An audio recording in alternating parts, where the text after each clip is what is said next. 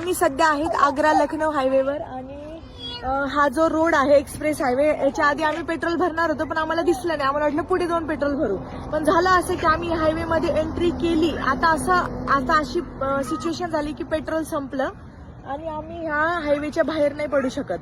तर आम्हाला जर पेट्रोल भरायचंय तर 70 किलोमीटर आम्हाला जावं लागेल आणि गाडीचं पेट्रोल संपलंय.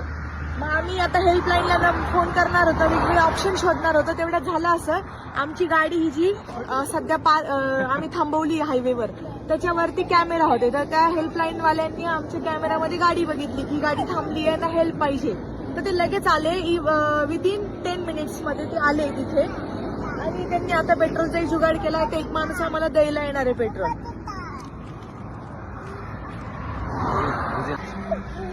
आणि आम्ही गाडीची हेडलाईट पण चालू ठेवली होती. तर त्यांनी सांगितलं की हायवेला फक्त इंडिकेटर चालू ठेवा, हेडलाईट वगैरे नका चालू ठेवू. गाड्या खूप जोरात येतात आणि इथे कोणी थांबत पण नाही हेल्पला, कारण हा हायवेच असा आहे की एक्सप्रेस एकदम स्पीडमध्ये गाड्या असतात.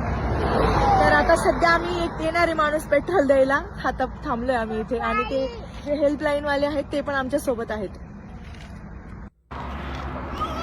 तर सुरुवातीला हे आम्ही उतरलो, आम्हाला माहित नव्हतं असं हेल्पलाईन वगैरे.